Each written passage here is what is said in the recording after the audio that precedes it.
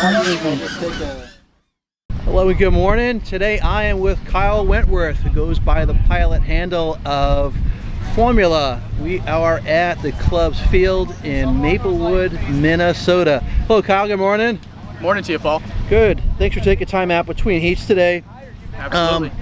Prior to us getting together this morning, you just went through your history, and I forgot that you joined the club, 5 years now, May 2019. It has been 5 years. Took five, well, when you say took 5 years, let's put that in perspective. You've been one of the hottest pilots in the club, to the point that just looking back the last couple years, every year MultiGP funnels up the top pilots, invites them over to the championship. 2022, you're invited to the championship, ended up in 10th place for 2022, and then the next year at the 2023 MultiGP champs I got 15th. Outstanding, outstanding. And you are currently having a really hot season. Hot as in, we have got the qualifier going on. We had the spring qualifier, we had the summer qualifier.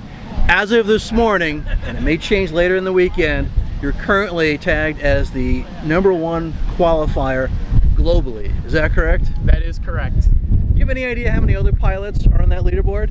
I think as of right now there's about 700. I think it's closer to 900. Closer to 900, okay. So, yeah.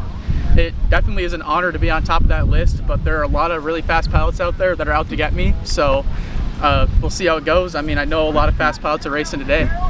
What got you into flying? You know, when I was about 9 years old, I got my first RC car from my dad, you know, and that just kind of morphed into, you know, RC boats and planes and things, and kind of just led to drones. Just my, you know, love and passion for electronics and how things work really led me to radio controlled vehicles, and here I am flying drones. It was kind of, you know, after a few years, I just couldn't get enough of it, and now I've been doing it for the past 7-8 years. Some people look at pilots and they don't quite understand what it takes to become a good pilot. The assumption there is sometimes, hey, they're born that way. But you'll have put a lot of work into this. Can you give some advice on pilots that are maybe new or pilots who want to improve? What do you do between our events that has allowed you to become the pilot you are today?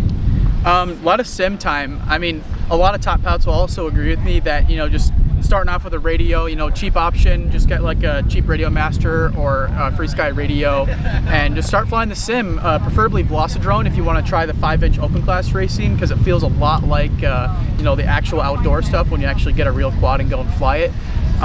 So yeah, I mean, I probably put down a few thousand hours on Velocidrone and just practice, you know, MultiGP tracks. Obviously, after all that sim time, when it's nice enough out, I always try to head outside, put up the gates, and practice for real. When you're not flying, what do you like to do? Well, I am an electrical engineering student at the Minnesota State University in Mankato, so I do spend a lot of time studying that. And outside of that, I do work during the summer, All-State Peterbilt. I'm actually using my drones to film some trucks, see some locations for them.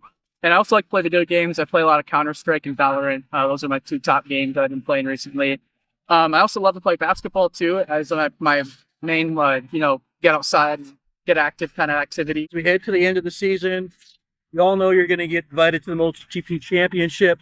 Then right after that, you're doing something really unique. You're heading out to China, aren't you? I am heading to China for the FAI F9U World Championship drone race. So this is in Hangzhou. FAI is, you know, another sanctioning body, kind of like MultiGP, where the stakes are a lot higher. You're going to be racing against pilots that, you know, are from all around the world, and, you know, it's going to be a blast. It's, you know, the first time I've actually gone to like an international event like this, so, you know, I'm really honored to be able to go, and I get to go with my, you know, bestest of friends, and also, you know, my top competitors as well. You know, I love that about drone racing. So I got Propsko, Levi, Callie, and Screecher. Couple of huge names in drone racing, so it's a blast that I get to, you know, join my competitors on a team and race and represent the USA over in China.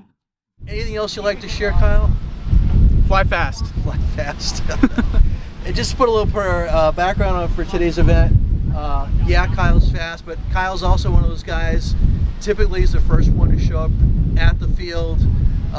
Sometimes he has helped designing the courses, sometimes he's helped building the courses. Today he was feeling overly ambitious. He designed a course, he got here early enough, laid it out, and by the time we got here it was nearly complete. So Kyle is pretty much the full spectrum of flying.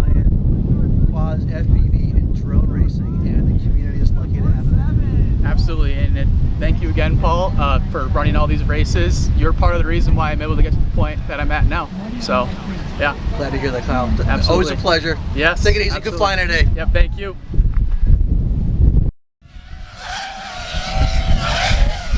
Kyle, what are your thoughts on 7-inch flying? It's cool. If I weren't so focused on 5-inch, I'd probably do it.